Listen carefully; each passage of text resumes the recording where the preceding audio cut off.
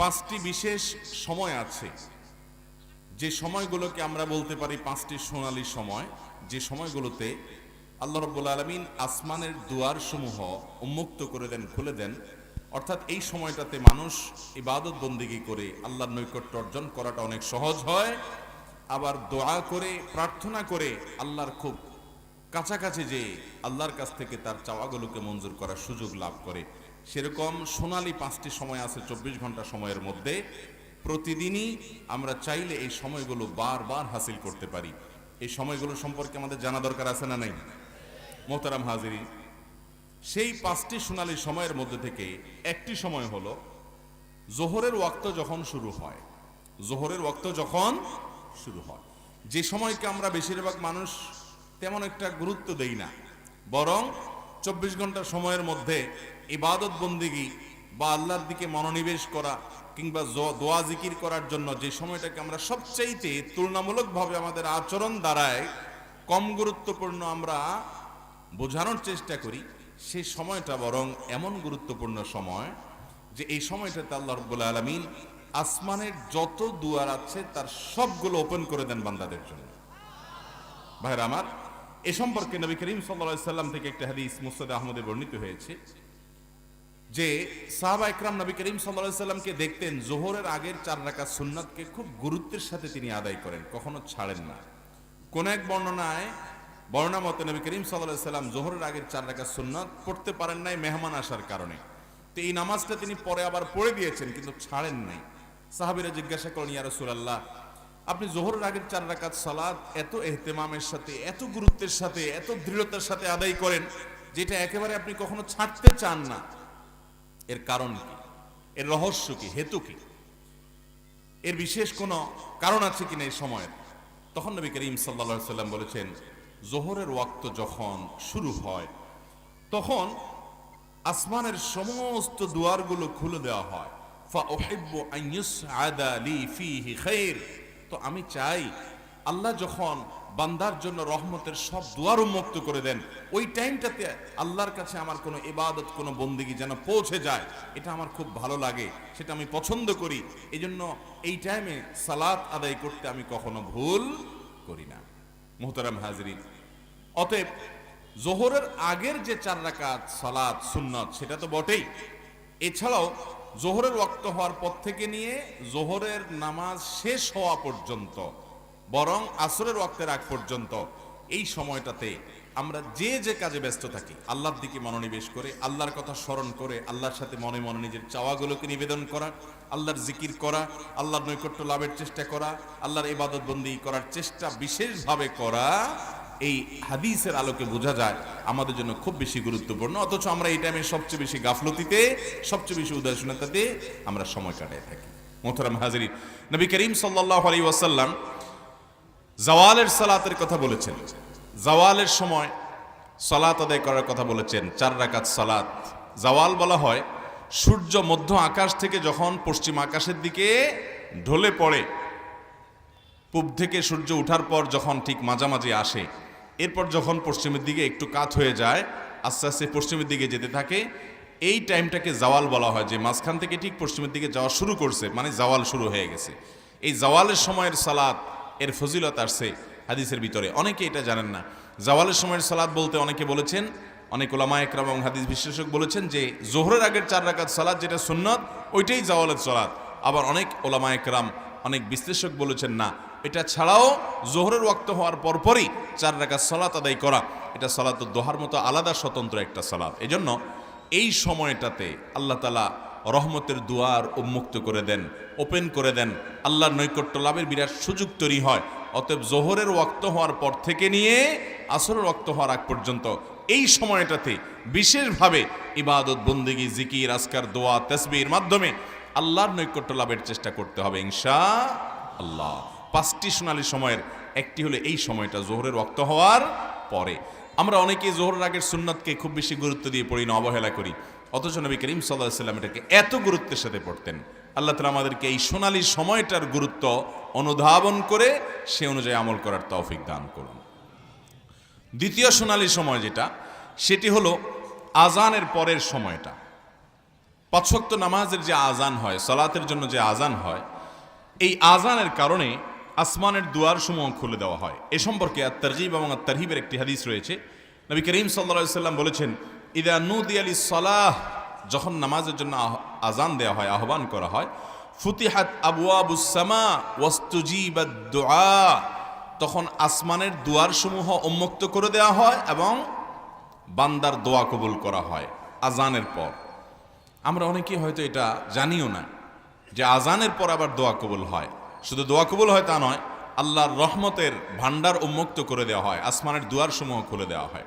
অতএব আজানের পরও একজন ইমানদার বান্দা আল্লাহ রাব্বুল আলামিনের নৈকট্য লাভের চেষ্টা করবে, দোয়া করার চেষ্টা করবে, কারণ এটি একটি সোনালী সময়, মূল্যবান সময়, গুরুত্বপূর্ণ সময়, যে সময় আসমানের দুয়ারগুলো আল্লাহ তাআলা খুলে দেন এবং বান্দা আল্লাহর নৈকট্য লাভ করার সুযোগ লাভ করে। অতএব আজানের পরে আমরা দোয়া করার চেষ্টা করব না ইনশাআল্লাহ। আজানের পর থেকে একেবারে সালাত কায়েম হওয়ার আগ পর্যন্ত আপনি আল্লাহর কাছে দোয়া পেশ করবেন। এখানে দোয়ার বিশেষ কোনো পদ্ধতি ঠিক করে দেওয়া হয়নি, আপনি মনে মনে আল্লাহর কাছে দোয়া করতে পারেন, যে কোনো পদ্ধতিতে আল্লাহর কাছে দোয়া নিবেদন করবেন, কারণ এই টাইমটাতে রহমতের সমস্ত দুয়ারগুলো খুলে দেওয়া হয়। তৃতীয় সোনালী যে সময়ের কথা আমরা বলতে চাই হাদিসের আলোকে, সেটি সুনানে ইবনে মাজাহ বর্ণিত হয়েছে। সেটি হলো এক ওয়াক্ত ফরজ নামাজের পর পরবর্তী ওয়াক্তের ফরজ নামাজের মধ্যবর্তী সময় পর্যন্ত, এই সময়ের মধ্যে যখন এক ওয়াক্ত নামাজ পড়ে অন্য নামাজের জন্য বান্দা অপেক্ষা করে, এক নামাজ পড়ার পর আরেক নামাজের সময় জামাত কখন হবে তার জন্য অপেক্ষা করে, যখন এই সময়টা হলো সোনালী সময়। এই অপেক্ষার সময়টাতে যদি বান্দা আল্লাহ তাআলার কাছে দোয়া করে, ইবাদত বন্দেগী নিবেদন করে, তাহলে সেটা তার জন্য সুবর্ণ সুযোগ। কারণ ইবনে মাজাহর হাদিসে আসছে, নবী করিম সাল্লাল্লাহু আলাইহি ওয়াসাল্লাম বলেছেন, আবশিরু, তোমরা সুসংবাদ গ্রহণ করো, হাযা রাব্বুকুম ক্বাদ ফাতাহা বাবান মিন আবওয়াবিস সামা ওয়া ইউবাহি বিকুম আল মালাইকা। তোমরা একটা নামাজ শেষে আরেকটা নামাজের আগে যে অপেক্ষা করতেছো নামাজের জন্য, সুসংবাদ গ্রহণ করো যে তোমাদের রব এই টাইমটাতে তোমাদের জন্য আসমানের একটি দুয়ার উন্মুক্ত করে দিয়েছেন এবং তোমাদেরকে নিয়ে ফেরেশতাদের কাছে গর্ব করেন যে দেখো আমার বান্দারা একটা ফরজ নামাজ শেষ করার পর আরেক ফরজ নামাজের জন্য অপেক্ষমান আছে, কখন সে সালাত আদায় করবে তার জন্য অপেক্ষা করছে। এই জন্য এই প্রতীক্ষার সময়টা, এই সময়টা বিশেষ গুরুত্বপূর্ণ সময়। আল্লাহকে স্মরণ করা, জিকির আজকার করা, তেলাওয়াতে মাশগুল থাকা, বিশেষ করে দোয়া নিবেদন করা, এটার জন্য একটা সুবর্ণ সুযোগ এবং 5টি সোনালী সময়ের একটি গুরুত্বপূর্ণ সময়। আমরা অনেকে এটাও খেয়াল করি না। অতএব এক নামাজের পর অন্য নামাজের জন্য অপেক্ষা করা এবং অপেক্ষার সময়টাতে দোয়া, জিকির, তাসবিহ, তেলাওয়াত করা, এটা গুরুত্বপূর্ণ। আমরা চেষ্টা করব তো ইনশাআল্লাহ। আজকাল মোবাইল ফোনের ব্যস্ততার কারণে আমাদের অনেক পুরুষদের জন্য, এমনকি অনেক মহিলাদের জন্য এই সুযোগটা আর হয় না। আমরা মোবাইল টিপতে টিপতে হুট করে চট করে মসজিদে গিয়ে নামাজ শুরু করে দিই। অপেক্ষা করা নামাজের জন্য এই সুযোগটা আর নাই, অপেক্ষার সময়টা নিয়ে গেছে মোবাইল ফোনে, ঠিক না ভাই? ঠিক। অতএব এই অপেক্ষার সময়টা আল্লাহর কাছে তাসবিহ তেলাওয়াতে আমাদেরকে নিবেদন করতে হবে। 4 নম্বর, দোয়া কবুলের জন্য, আল্লাহর নৈকট্য অর্জনের জন্য, ইবাদত বন্দেগীর জন্য সোনালী সময় যখন আসমানের দুয়ারসমূহ খুলে দেওয়া হয়, সেটি হলো যখন বান্দা আল্লাহ তাআলার বর্তা বর্ণনা করে বলে, আল্লাহু আকবার কবীরা ওয়ালহামদুলিল্লাহি কাসীরা ওয়া সুবহানাল্লাহি বুকরাতাও ওয়া আসীলা। আল্লাহু আকবার কবীরা, আল্লাহ সবচেয়ে বড়, তার বর্তা আমি বর্ণনা করছি। ওয়ালহামদুলিল্লাহি কাসীরা, এবং আল্লাহ তাআলার অধিকতর প্রশংসা আমি করছি। ওয়া সুবহানাল্লাহি বুকরাতাও ওয়া আসীলা, কোন কোন বর্ণনা আছে ওয়া সুবহানাল্লাহি ওয়া বিহামদিহি, আর যে হাদিসটা সহিহ মুসলিম বর্ণিত হয়েছে সেখানে ওয়া সুবহানাল্লাহি বুকরাতাও ওয়া আসীলা, সকাল এবং সন্ধ্যা আল্লাহর পবিত্রতা জ্ঞাপন করছি। এই বাক্য যখন বান্দা পাঠ করে, আল্লাহর বর্তা বর্ণনা করে, প্রশংসা করে, যখন বান্দা এই কথাগুলো বলে, এই জিকিরটা পাঠ করে, ওই সময়টাতে আল্লাহ রাব্বুল আলামিন তার জন্য রহমতের সমস্ত দুয়ারগুলোকে উন্মুক্ত করে দেন। এই জন্য ভাইরা, এই দোয়াটা বেশি বেশি করে পাঠ করা, এবং এইটা পাঠ যখন করব তখন আমরা এই কথা চিন্তা করব যে এই সময়টাতে আল্লাহ রাব্বুল আলামিন আমার জন্য রহমতের দুয়ার উন্মুক্ত করে দিয়েছেন। দোয়াটা আবারও বলছি, আল্লাহু আকবার কবীরা ওয়ালহামদুলিল্লাহি কাসীরা ওয়া সুবহানাল্লাহি বুকরাতাও ওয়া আসীলা। আব্দুল্লাহ ইবনে ওমর রাদিয়াল্লাহু তাআলা আনহু বর্ণিত হাদিস, যেটি সহিহ মুসলিম বর্ণিত হয়েছে, আর অনেক হাদিসে কিতাবে আসছে। তিনি বলেন যে একবার নবী করিম সাল্লাল্লাহু আলাইহি সাল্লাম নামাজ পড়ছিলেন, সালাত আদায় করছিলেন, পিছন থেকে করে একটা লোক বলে উঠল, তার এই দোয়ার আওয়াজটি, এই জিকিরের আওয়াজটি নবী সাল্লাল্লাহু আলাইহি সাল্লামের কানে গেছে। তিনি বলতেছিলেন, আল্লাহু আকবার কাবীরা ওয়ালহামদুলিল্লাহি কাসীরা ওয়া সুবহানাল্লাহি বুকরাতান ওয়া আসীলা। তখন নবী করিম সাল্লাল্লাহু আলাইহি সাল্লাম বললেন, কে এটা বলছে? নামাজের পর তিনি বললেন, এই বাক্যগুলো কে পাঠ করছে? তখন এক সাহাবী বললেন, ইয়া রাসূলুল্লাহ, আমি পাঠ করেছি। তখন নবী সাল্লাল্লাহু আলাইহি সাল্লাম বললেন, তোমার এই বাক্যগুলো পাঠ করার সময় আল্লাহ রাব্বুল আলামিনের রহমতের সমস্ত দুয়ার আসমানে খুলে দেওয়া হয়েছে, জিবরিল আমাকে জানিয়ে দিয়েছে। এজন্য ভাইরা, এই দোয়াগুলো আমাদের মুখস্থ হয়ে যাওয়া দরকার। মাঝে মধ্যে আল্লাহর কাছে এই বাক্যগুলো পাঠ করা দরকার এবং বলা দরকার। আমরা একটু বলি, আল্লাহু আকবার কাবীরা, আল্লাহু আকবার কাবীরা, ওয়ালহামদুলিল্লাহি কাসীরা, ওয়ালহামদুলিল্লাহি কাসীরা, ওয়া সুবহানাল্লাহি বুকরাতান ওয়া আসীলা, ওয়া সুবহানাল্লাহি বুকরাতান ওয়া আসীলা। এই দোয়াগুলো, এই বাক্যগুলো আমরা বেশি বেশি করে পাঠ করব। এই দোয়াগুলো পাঠের সময়টাও আমাদের জন্য, পাঠকারীর জন্য সোনালী সময় হয়। আল্লাহ তাআলার রহমতের ভান্ডার তার জন্য উন্মুক্ত হয়। চাওয়ার জন্য, জিকিরের জন্য গুরুত্বপূর্ণ একটা সময়। নাম্বার 5 নম্বর সোনালী সময় হলো সবচাইতে গুরুত্বপূর্ণ। এই জন্য এটা সব শেষে বলছি, সবচাইতে গুরুত্বপূর্ণ। 24 ঘন্টার ভিতরে যতগুলো দোয়া কবুলের সময় আছে, যতগুলো সোনালী সময় আছে, যতগুলো মূল্যবান সময় আছে, এর মধ্যে সবচাইতে গুরুত্বপূর্ণ হলো এই 5 নম্বরটা। সেটা হলো ভোর রাত, তাহাজ্জুদের সময়, রাতের শেষ ভাগ, শেষ তৃতীয়াংশ বলতে পারেন। 3 ভাগ করলে শেষ ভাগ, বা ঘুম থেকে ওঠার পর একেবারে ফজরের আজানের আগ পর্যন্ত রাতের শেষের দিকের এই সময়টা, এটা হলো সবচেয়ে মূল্যবান সোনালী সময় ইমানদারের জন্য।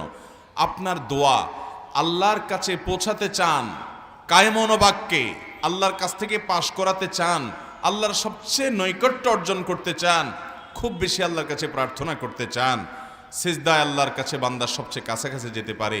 আর ভোর রাতের দোয়া, এটা বান্দার সবচেয়ে ইফেক্টিভ দোয়া হয়। এই দোয়া আল্লাহ তাআলা সাধারণত ফিরিয়ে দেন না।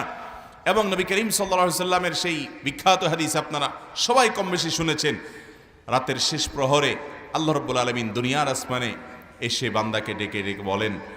কোনো বর্ণনা আসছে যে আহ্বায়ক কোনো এক ঘোষক ঘোষণা দেয়, কোনো বর্ণনা আসছে আল্লাহ তাআলা স্বয়ং ডাকেন এবং বান্দাকে বলা হয়, আলামিন মুস্তাগফিরিন ফাগফির লাহ, তোমাদের মধ্যে কেউ কি আছো যে গুনাহ করেছো, অপরাধ করেছো, আল্লাহর কাছে মাফ চাইবা তো আমি তাকে মাফ করব। আলামিন মুবতালান ফাওয়াফি আলাহ, তোমাদের কেউ কি অসুস্থ আছো যাকে আমি সুস্থতা দান করব, অর্থাৎ আমার কাছে এটা চাইবা। এই জন্য ভাইরা আমার, ভোর রাতের এই সময়টাতে আল্লাহ তাআলার রহমতের দুয়ার খুলে দেওয়া হয়। আল্লাহ রাব্বুল আলামিন নিজে দুনিয়ার আসমানে নেমে আসেন এবং রহমতের ভান্ডার সবচেয়ে বেশি উন্মুক্ত হয়। ডক্টর খন্দকার আব্দুল্লাহ জাহাঙ্গীর রহমাল্লাহর একটি ঘটনা, তিনি কোনো একটা পাবলিক প্রোগ্রামে বলেছিলেন যে কোনো এক আল্লাহর বান্দা তার জীবনে এমন একটা জটিল সমস্যায় পড়েছেন, পাওনা দেনা সংক্রান্ত একটা বিষয়ে, যে কোনোভাবে সেটা থেকে তিনি সমস্যা থেকে সমাধান করার পথ তিনি খুঁজে পাচ্ছিলেন না, উদ্ধারের কোনো পথ খুঁজে পাচ্ছিলেন না, এবং তিনি সকল আশার বাতিগুলো সব দেখলেন নিভে গেল এক এক করে, কোনো পথ আর তার সামনে খোলা নেই। তখন তিনি স্যার রাহিমাহুল্লাহর কাছে এসে বলেছেন যে আমাকে কোনো একটা আমল, কিছু একটা শিখাইয়ে দেন। হয়তো অন্য অনেকের মতো ভদ্রলোকও ধারণা করছে যে উনি হয়তো কোনো তাবিজ বা কোনো কিছু দিবেন। স্যার রাহিমাহুল্লাহ বললেন যে তুমি ভাই ভোর রাতে গিয়ে আল্লাহ রাব্বুল আলামিনের কাছে 2 রাকাত 4 রাকাত তাহাজ্জুদের নামাজ পড়ে হাত তুলে কায় মনোবাক্যে দোয়া করবে, চোখের পানি ফেলে আল্লাহর সাথে তোমার মনের দুঃখগুলোকে খুলে খুলে বলবে, লম্বা সময় ধরে বলতে থাকবে, নিয়মিত এরকম প্রতিদিন বলতে থাকবে। এই টাইমটাতে করতে থাকো, দেখা যাবে আল্লাহ রাব্বুল আলামিন তো দোয়া কবুল করেছে। লোকটা স্যার রাহিমাহুল্লাহ বলেছেন কয়েকদিন পর আমার কাছে এসে বলল যে অলৌকিকভাবে, অবিশ্বাস্যভাবে আল্লাহ তাআলা আমার সেই সমস্যাকে এমনভাবে সমাধান করে দিয়েছেন আমি কল্পনাও করি নাই, এবং আমল ওই একটাই ছিল যেটা আপনি বলেছেন, ভোর রাতের দোয়া। এই জন্য ভাইরা, আল্লাহর কাছ থেকে কোনো কিছুকে মঞ্জুর করার জন্য ভোর রাতের দোয়ার কোনো বিকল্প। এই জন্য শয়তান দেখবেন সন্ধ্যা রাত্রে আপনাকে ঘুমাইতে দিবে না, এসার পরে বলবে যে একটু মোবাইল টিপ, একটু ফেসবুক দেখ, একটু ইউটিউবে যে ওয়াজ শুন, এ সমস্ত বলে আপনাকে কালক্ষেপণ করবে, সময় নষ্ট করবে, 12টা 1টা 1.5টা 2টা বাজায় দিবে। এরপরে যখন দোয়া কবুলের সময়, যখন আল্লাহর নৈকট্য লাভের সময়, যখন নামাজের সময়, তাহাজ্জুদের সময়, ওই সময় শয়তান আপনাকে খুব আরামের ঘুমে আপনাকে ঘুম পাড়িয়ে দিবে, ঠিক না বে ঠিক? এই জন্য ভাইরা আমার, এই সময়টা, ভোর রাতের সময়টাকে সারা জীবন পারেন না কর্মব্যস্ত নানা কাজের কারণে, অন্তত মাঝে মধ্যে হলেও, বন্ধের দিনগুলোতে হলেও, রমজান মাসে সাহারি খেতে যখন উঠেন তখনও তো ভোর রাতের সময়, এই সময়টাতে দোয়া, জিকির, আল্লাহর একান্ত নৈকট্য লাভের চেষ্টা, কায়মনোবাক্যে নিবেদনের চেষ্টা আমরা করবো তো ইনশাআল্লাহ। আল্লাহ তাআলা আমাদের সবাইকে তৌফিক দান করুন। 5টি সোনালী সময় ভাই, জোহরের নামাজের সময় আমরা সুন্নত নামাজ যখন পড়ি, এইটা মনে করে পড়ব যে একটা গুরুত্বপূর্ণ সময় যাচ্ছে, আল্লাহ রহমতের দুয়ারও মুক্ত করেছেন। এই বিশ্বাস থেকে, এই চিন্তা থেকে, হাদিসের এই বর্ণনার কথা মাথায় রেখে যদি করেন, তখন আপনার ইবাদতের মধ্যে একটা এক্সট্রা মাত্রা আপনি অনুভব করবেন, একটা তৃপ্তি আপনি অনুভব করবেন, এবং আপনার কাছে খুব ভালো লাগা কাজ করবে। ঠিক একইভাবে আজানের পরের সময়টাতে আপনি মনে মনে জিকির, আল্লাহকে স্মরণ করা, দোয়া করা, এগুলোর মধ্যে আপনি যথাসম্ভব কাটানোর চেষ্টা করবেন। এমনকি আপনি মসজিদে হেঁটে হেঁটে আসছেন, আপনার স্মরণ থাকবে আল্লাহ রাব্বুল আলামিনের প্রতি। সেই সাথে যখন যখন তৃতীয় নম্বর যে ইয়েটা, সেটা হলো নামাজের জন্য অপেক্ষা করা। এক নামাজ হয়ে গেল, আরেক নামাজের আগ পর্যন্ত এই সময়টাতে আপনি আল্লাহর কাছে কায়মনোবাক্যে মনে মনে দোয়াগুলো পেশ করবেন, জিকির আজকার করবেন, দোয়া এবং তেলাওয়াত ইত্যাদি করবেন। আর চতুর্থত, আপনি আল্লাহু আকবার কবীরা আলহামদুলিল্লাহি কাসীরা ওয়া সুবহানাল্লাহি বুকরাতাও ওয়া আসীলা, এই বাক্যগুলো পাঠ করবেন। আর পাঠ করার সময় আল্লাহর কাছে আল্লাহর প্রশংসা নিবেদন করার পাশাপাশি আল্লাহকে স্মরণ করবেন, আল্লাহর নৈকট্য লাভের কথা চিন্তা করবেন এবং দোয়া নিবেদন করবেন। সেই সাথে ভোর রাতের সময়টা, এগুলোকে আমরা কখনো মিস করব না। এখানে একটা বড় প্রশ্ন আছে। প্রশ্নটা হলো, জোহরের সময় দুনিয়াতে আল্লাহ রাব্বুল আলামিন আসমান সমূহ সব খুলে দেন। এখন প্রশ্ন হলো, সারা পৃথিবীতে কি একই সময় জোহরের নামাজ হয়? বাংলাদেশে যখন জোহরের নামাজ হচ্ছে, পৃথিবীর অনেক দেশে সেখানে রাত। আবার ভোর রাতে আল্লাহ তাআলা দুনিয়ার আসমানে নেমে আসেন, হাদিসে আসছে। তাহলে বাংলাদেশে যখন ভোর রাত, তখন অন্য দেশে দেখা যাচ্ছে তখন দিনের বেলা, ঠিক না বেঠিক? তাহলে আল্লাহ রাব্বুল আলামিন দুনিয়ার আসমানে নেমে আসেন, আল্লাহ রাব্বুল আলামিন আসমানের দুয়ার সমূহ খুলে দেন, এই যে কথা হাদিসে বলা আছে, কোন এলাকার জন্য আল্লাহ তাআলা খুলে দেন? তাহলে এক এলাকায় আপনার এখন রাত, এখন কথার কথা ভোর রাত, আরেক এলাকায় আরো কয়েক ঘন্টা পরে ভোর রাত হবে, আরেক এলাকায় কয়েক ঘন্টা আগে ভোর রাত হয়েছে। তাহলে পৃথিবীর এক এক সময় রাত এবং দিনের এই সময়টা যদি পরিবর্তন হয়, তো আল্লাহ তাআলা কি সারাদিন শুধু এই নামা ওঠার কাজেই থাকেন? এরকম একটা প্রশ্ন উঠি কি উঠে না ভাইরা আমার? এই প্রশ্নের উত্তর হলো, এই প্রশ্নটার গোড়ায় গলত আছে।